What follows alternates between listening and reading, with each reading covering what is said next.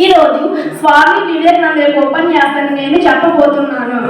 భారతదేశం ఆణిముత్యం, యువతకు స్ఫూర్తి. ఆయన మాటలు తోటల కంటే ఎంతో వేగంతో ప్రయాణిస్తాయి. అంతకు మించి వేగంతో మన ఆలోచనలు మార్చివేస్తాయి. మనలో ఏదో తెలియని ధైర్యాన్ని నింపుతాయి. మన యొక్క అడుగులు విజయాల దిశగా మరణమవుతాయి. అలా చెప్పిన ధైర్య స్ఫూర్తి మాటలు ఇంకెవరిలో కాదు, మన స్వామి వివేకానంద.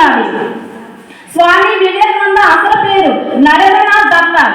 ఈయన పశ్చిమ బెంగాల్లోని కలకత్తా నందు 1863 జనవరి 12వ తేదీన విశ్వనాథ్ దత్త భువనేశ్వరి దేవి దంపతులకు జన్మించారు. ఈయన గురువు గారు రామకృష్ణ పరమహంస. చికాగో పర్యటన 1893 సెప్టెంబర్ 11న అమెరికాలోని చికాగోలో జరిగిన సర్వమత సమ్మేళనానికి భారత ప్రతినిధిగా హాజరయ్యారు.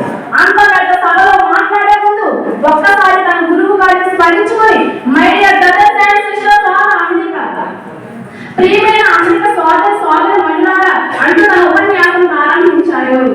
ఈ పదాలు వినగానే అన్ని దేశాల ప్రతినిధులు దాదాపు 3 నిమిషాలు ఆత్మక చప్పట్లు కొట్టారు. భారతదేశం అద్భుతాలకు నిలయమని, మీరు సందర్శిస్తే మీకు ఎన్నో విషయాలు తెలుస్తాయని చాటి చెప్పిన గొప్ప వ్యక్తి.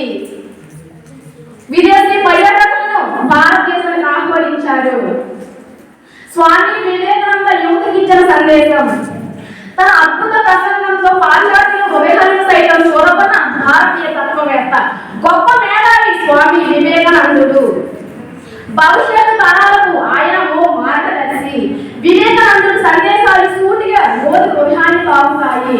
యువశక్తి తలుచుకుంటే సాధ్యం కానిదను ఏది ఉండదని వివేకానందుడు పేర్కొన్నాడు.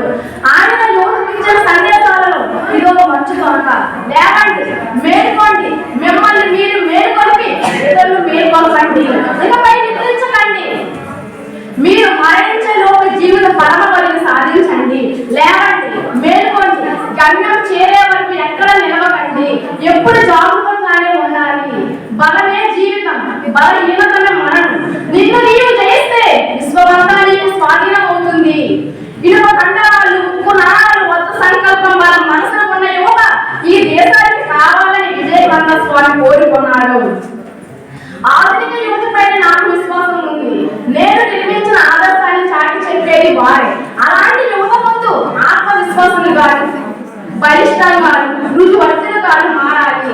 అలాంటి యువత కొంతమంది ఉన్నా చాలు ఈ ప్రపంచాన్ని మార్చేయవచ్చని యువశక్తికి వివేకానంద స్వామి కొనియాడారు.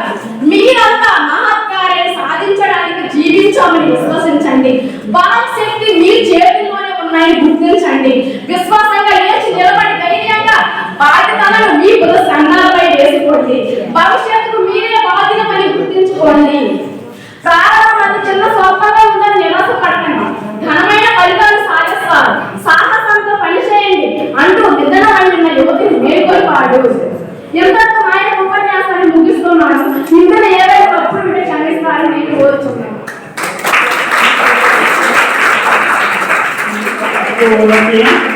Next participant, Hasmina C. 6th class.